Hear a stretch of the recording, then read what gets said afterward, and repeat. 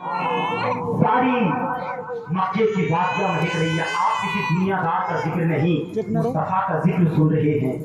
مسلمانوں، جب میرے آقا دنیا میں آئے نا، حضرت عبداللہ ابن عباس بہت ذلیل القدر صحابی گزرے ہیں، بہت بڑے صحابی گزرے ہیں۔ یہ فرماتے ہیں کہ خدا بندے قدوس ندا دے رہا تھا رب کائنات، خالق کائنات کی وہ ٹائی کتنی خوش نصیب ہے جو میرے حبیب کو دودھ پلائے گی، وہ ٹائی کتنی خوش نصیب ہے کہ میرے حبیب کا دہن مبارک اس کے پستان میں لگے گا۔ وہ بندہ کتنا وہ ٹائی کتنی خوش نصیب ہوگی جس کی گود میں میرا حبیب پرورش پائے گا۔ وہ گھر کتنا اچھا ہوگا جس گھر میں میرا حبیب کھیلے گا۔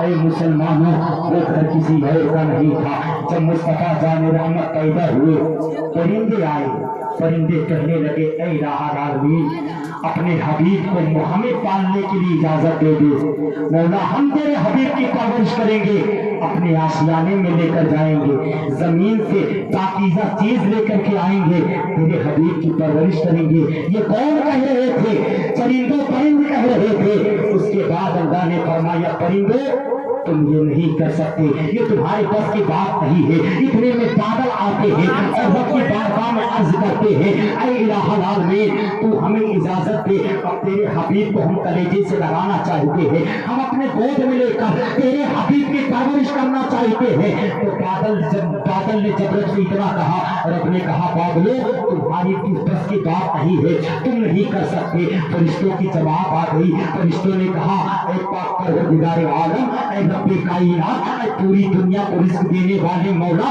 ہم تیرے حبیب کی پرورش کریں گے۔ اللہ نے کہا فرشتوں تمہاری ڈیوٹی یہ نہیں ہے، تم یہ نہیں کر سکتے، اس لیے تم نہیں کر سکتے۔ فرشتوں نے کہا حبیب تو پھر اس کو پالے گا کون، اس کی پرورش کون کرے گا، اس بچے کی پرورش کون کرے گا، تیرے نبی کی پرورش کون کرے گا، تیرے حبیب کی پرورش کون کرے گا؟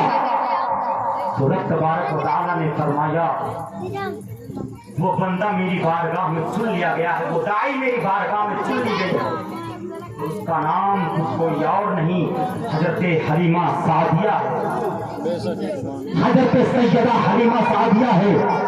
میرے رب نے ان کی گود کو چن لیا۔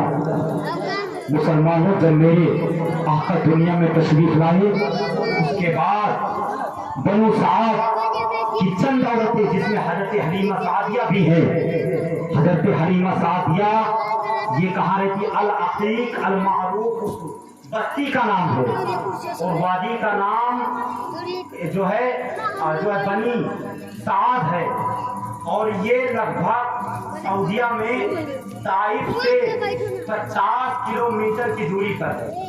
کتنی دوری پر؟ 50۔ طائف کا بازار جہاں حضور پر پتھر برسائے گئے، جہاں حضور پر جو ہے لوگوں نے پتھر مار کر حضور کے جسم کو لہو لہان کر دیا تھا، وہ طائف کے بازار سے جہاں حضور کی پرورش ہوئی اس کی مسافت 50 کلومیٹر کی دوری پر ہے۔ اس کے بعد اور وہاں کا دستور تھا، اور جو بنو سعد کا قبیلہ تھا نا، وہاں پر بارش نہ ہونے کی وجہ سے قحط سالی میں مبتلا ہو گئے، بہت مفلس و قلاق تھے وہاں کے لوگ، بارش نہیں ہو رہی تھی، بارش کے قطرے آسمان سے نازل نہیں ہو رہے تھے، ان کے یہاں تک نوبت آ چکی تھی، جنگلات میں درختوں کے پتے سوکھ چکے تھے، جانور کمزور ہو چکے تھے، لاغر ہو چکے تھے، اس لیے کہ انہیں بھر پیٹ کھانا نہیں مل رہا تھا۔ اے مسلمانوں، حضرت حلیمہ سعدیہ بیان فرماتی ہے کہ ہماری حالت ایسے ہو گئی کہ جھبابے میں بھوک محسوس ہوتی، 3-4 دن تک بھوکے رہتے، لیکن جب بھوک لگتی جنگل میں جاتے، ہرے پتوں کو تلاش کرتے، ہرے پتوں کو کھا کر پیٹ بھرتے، اس کے بعد گھر واپس پلٹ کر کے آتے۔ یہ حالت تھی قبیلے بنو سعد کی۔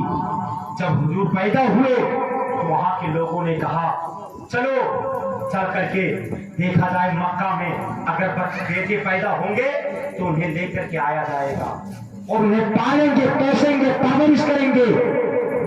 तो हमें उजरत मिलेगी, इनाम मिलेगा, कराम मिलेगा। इस इनाम इकराम की लालच में वो औरतें आती, बच्चों को लेकर जाती, दूध पिलाती, पालती। जब बच्चे कुछ बड़े हो जाते तो ला करके फिर लौटा जाते।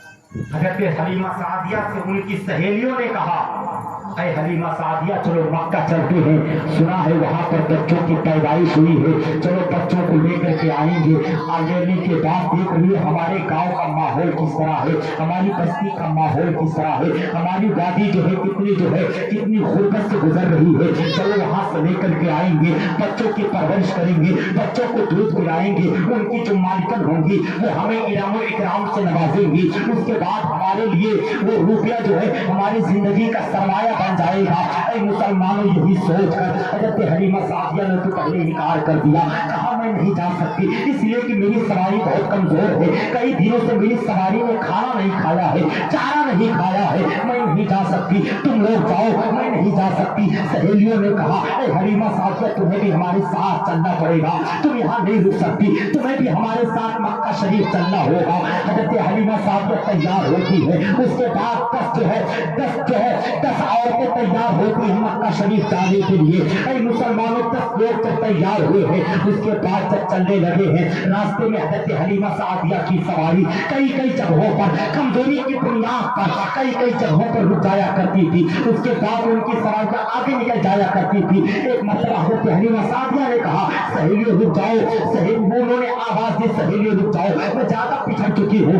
उसके बाद आवाज सुनी है, पलट करके आती है। हजरत हलीमा सादिया ने कहा, तुम हमारे साथ चलो, इसलिए कि मेरी सवारी बहुत कमजोर है, मैं तुम्हारा साथ नहीं दे सकती, मैं तुम्हारे साथ नहीं चल सकती। तो सहेलियों ने कहा, अरे हलीमा सादिया सुन, तू बहुत गरीब है, हम अमीर है, तेरी सवारी कमजोर है, हमारी सवारी तंदुरुस्त है, और तू गरीब, हम तो गरीब है, हम अमीर है, और अमीरी गरीबी बराबर नहीं हुआ करती है, और जो है लाकर और तंदुरुस्ती ज़ईफ़ी और जो है तवानाई बराबर नहीं हो सकती है, ऐसा नहीं हो सकता, हम तेरे साथ नहीं चल सकते। हलीमा सादिया जब इतना सुनती है, हजरत हलीमा सादिया की आंखों में आंसू आ जाते हैं। हजरत हलीमा सादिया ने कहा, तो फिर ठीक है, तुम लोग जाओ। उनके शौहर जो हारिस थे, उन्होंने कहा, हलीमा सादिया वापस पलट चलो, ये सवारी बहुत कमजोर है, हम मक्का नहीं पहुंच पाएंगे, ये सवारी बहुत कमजोर है, पलट करके हमें वापस जाना होगा अपने कबीले की तरफ। हजरत हलीमा सादिया ने कहा, नहीं, थोड़ी देर और बाकी है, चलो। वो सवारी चलने के लिए तैयार ही नहीं थी, इतनी ताकत ही नहीं थी सवारी के अंदर कि वो हलीमा सादिया को मक्का लेकर के जाती। ऐ मुसलमानों, इतने में झाड़ियों से एक बंदा निकलता है जिसके हाथ में छड़ी थी, वो जो है नूरानी चेहरे वाला निकला है, सवारी के ऊपर जो है वो छड़ी से मारा है। मारने के बाद सवारी से कहता है, सवारी तू बैठा क्यों है, क्या तुझे पता नहीं है तू किसकी तरफ जा रहा है, तुझ पर सवार कौन होने वाला है, तुझ पर सवार कोई दुनियादार नहीं होने वाला है, बल्कि रब्बे कदीर का, पाक परवरदिगार आलम का प्यारा हबीब तुझ पर सवार होने वाला है।